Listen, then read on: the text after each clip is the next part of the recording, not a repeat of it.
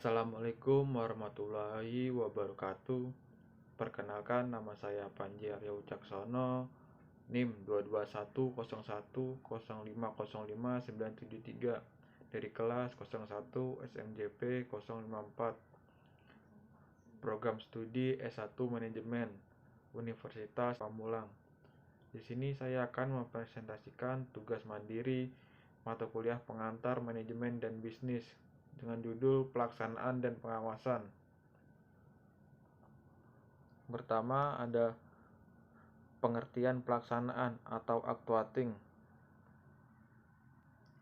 Adalah kegiatan yang menggerakkan orang-orang agar bekerja sesuai tugas masing-masing untuk mencapai tujuan yang ditetapkan. Atau actuating yaitu sebuah tindakan yang dilakukan untuk mengusahakan supaya semua anggota kelompok berusaha untuk mencapai sasaran yang sesuai dengan perencanaan organisasi. Selanjutnya, sini ada beberapa tujuan pelaksanaan. Yang pertama adalah menciptakan kerjasama yang lebih efisien. Yang kedua, mengembangkan kemampuan dan keterampilan staf. Yang ketiga, menumbuhkan rasa memiliki dan menyukai pekerjaan. Yang keempat, mengusahakan suasana lingkungan kerja yang dapat meningkatkan motivasi dan prestasi kerja staf. Yang kelima, membuat organisasi berkembang lebih dinamis. Yang keenam, untuk mengetahui jalannya pekerjaan apakah lancar atau tidak.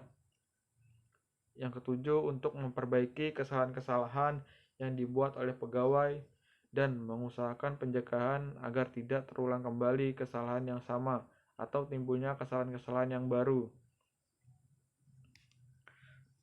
Yang ke-8 adalah untuk mengetahui apakah pelaksanaan biaya sesuai dengan program seperti yang telah ditetapkan dalam planning atau tidak. Yang ke-9, mengetahui apakah pelaksanaan kerja sesuai dengan prosedur dan kebijakan yang telah ditentukan.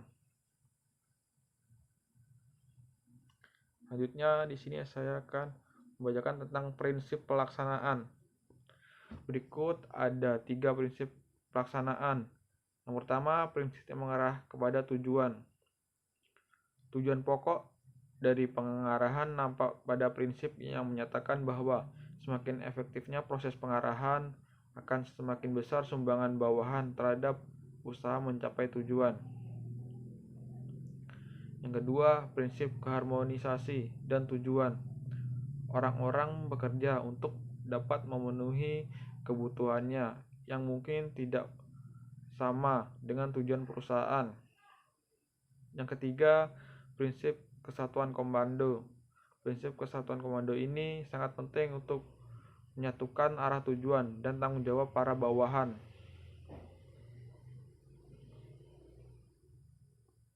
Selanjutnya, pengertian pengawasan atau controlling.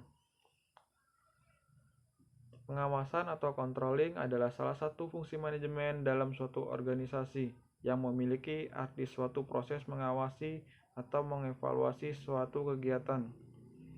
Pengawasan dalam suatu organisasi dikatakan penting karena tanpa adanya pengawasan tentu saja hasil yang dicapai akan kurang memuaskan, baik bagi organisasi tersebut maupun para pekerja.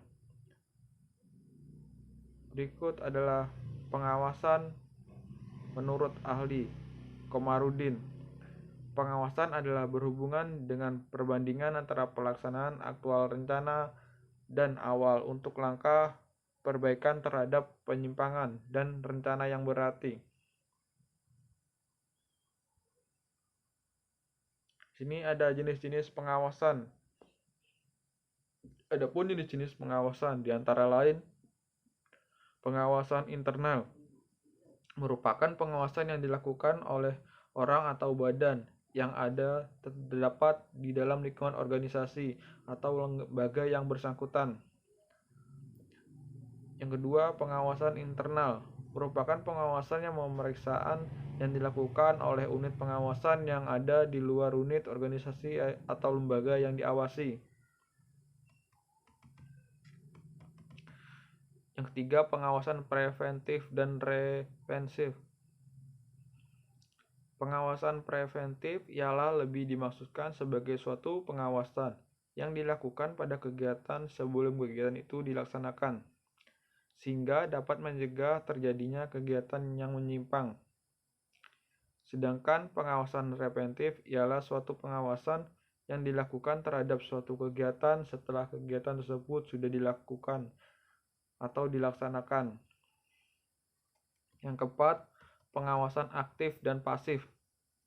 Pengawasan aktif atau dekat ialah pengawasan yang dilakukan sebagai dari bentuk pengawasan yang dilakukan di tempat kegiatan yang bersangkutan. Sedangkan pengawasan pasif atau jauh ialah satu pengawasan yang dilakukan misalnya melalui penelitian, serta pengujian terhadap surat-surat atau laporan-laporan pertanggungjawaban yang disertai dengan berbagai bukti penerimaan maupun bukti pengeluaran. Yang kelima, pengawasan kebenaran formil. Pengawasan kebenaran formil ialah pengawasan menurut hak dan pemeriksaan kebenaran material mengenai maksud serta tujuan pengeluaran.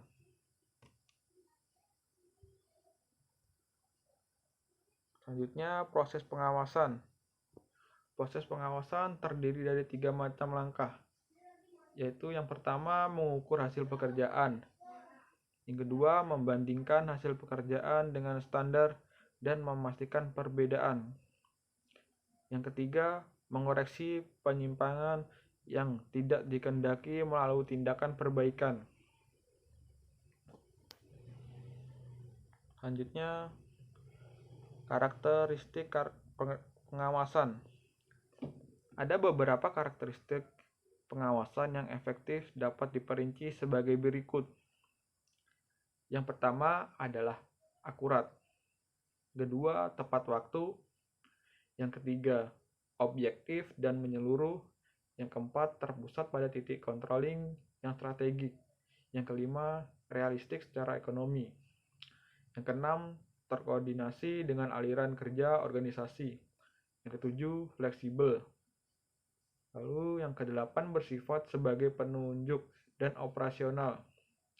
Yang kesembilan, realistik secara organisasional. Yang terakhir, yang ke-10, diterima para anggota organisasi.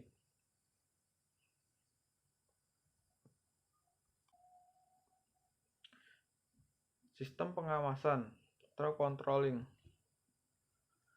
Sistem pengawasan adalah sebuah cara untuk melakukan sebuah pengamatan, identifikasi terhadap sebuah objek tertentu. Sistem pengawasan terbagi atas 2, diantaranya sebagai berikut. 1. Pengawasan langsung, merupakan pengawasan yang dilakukan secara pribadi oleh pimpinan atau pengawasan dengan mengamati, meneliti, memeriksa, mengecek secara on the spot di tempat pekerjaan, dan menerima laporan-laporan secara langsung pada pengawasan. Yang kedua, pengawasan tidak langsung, merupakan pengawasan yang dilakukan tanpa mendatangi tempat pelaksanaan pekerjaan atau objek yang diawasi, atau pengawasan yang dilakukan dari jarak jauh, yaitu dari belakang meja. Yang terakhir, di sini saya akan menyampaikan tentang pengawasan yang efektif. Pengawasan yang efektif merupakan salah satu refleksi dari efektivitas manajerial seorang pemimpin. Pengawasan akan berlangsung dengan efektif apabila memiliki berbagai ciri, yaitu yang pertama, pengawasan harus merefleksikan sifat dari berbagai kegiatan yang diselenggarakan. Yang kedua, pengawasan harus segera memberikan petunjuk tentang kemungkinan adanya deviasi dari rencana. Yang ketiga, objektivitas dalam melakukan pengawasan. Yang keempat, pengawasan harus memperhitungkan pola dasar organisasi. Yang kelima, efisiensi pelaksanaan pengawasan. Yang keenam, pemahaman sistem oleh semua pihak yang terlibat. Yang ketujuh, pengawasan mencari apa yang tidak beres. Yang kedelapan, pengawasan harus bersifat membimbing. Untuk presentasi saat ini yang saya sampaikan cukup sekian. Bila ada salah kata atau ucapan saya, mohon dimaafkan. Sekian dari saya. Wassalamualaikum warahmatullahi wabarakatuh.